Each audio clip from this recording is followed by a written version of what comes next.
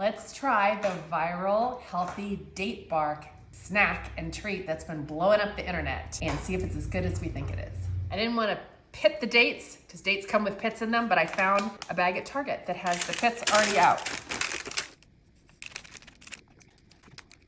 So we've covered the dates, the chunky peanut butter.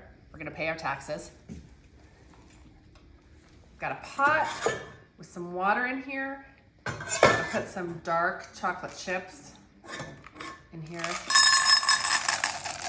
Melted dark chocolate. All right, we're gonna pour this over the top. Now we're just gonna top it with a little bit of flaky sea salt and we're gonna put it in the freezer.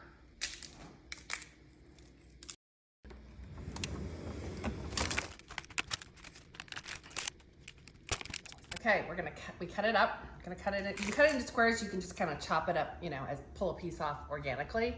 Let's try it.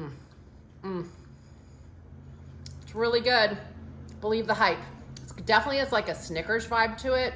Kind of salty, chocolatey, sweet. Maybe just 3 whole food ingredients. Definitely try this.